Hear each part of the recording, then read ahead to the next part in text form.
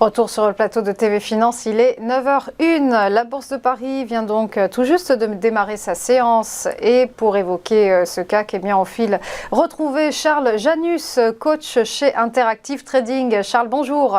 Bonjour. Alors l'indice parisien, on l'a dit, est toujours lesté par les incertitudes liées à la crise en Ukraine. Le CAC a encore cédé du terrain la semaine dernière, moins 1,17% sur toute la semaine.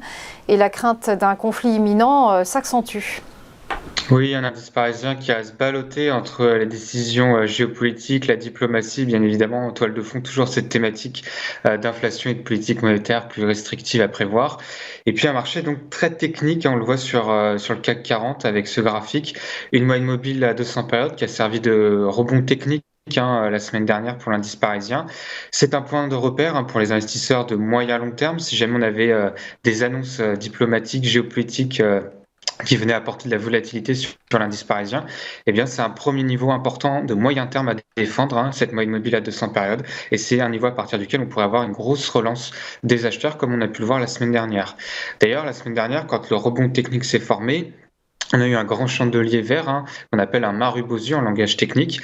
Donc c'est un grand chandelier flux acheteur. Et ce qu'on peut voir, c'est que l'indice parisien derrière, il a commencé à le retracer, ce chandelier.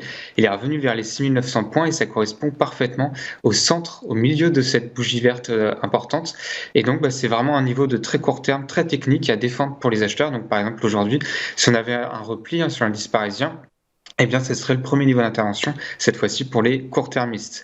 Donc, vous l'aurez compris, géopolitique, inflation, mais aussi un contexte microéconomique important. On sait qu'il y a 84% aujourd'hui des sociétés de l'indice S&P 500 qui ont publié, 77% l'ont fait au-dessus des attentes, mais aussi également en France, de très nombreuses publications, notamment de fin de semaine dernière, notamment dans le luxe, avec par exemple Hermès, Kering. On a vu une dichotomie assez importante entre Kering qui avait été salué, Hermès, on continue de l'enfoncer encore après une chute de plus de 30%.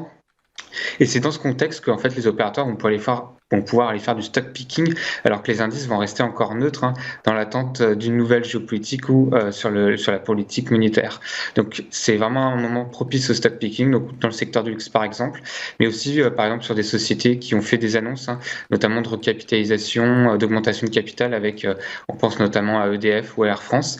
Et puis enfin un contexte macroéconomique à ne pas négliger, même si aujourd'hui la journée devrait être relativement calme, puisqu'on est en President Day aujourd'hui, donc les marchés américains seront fermés.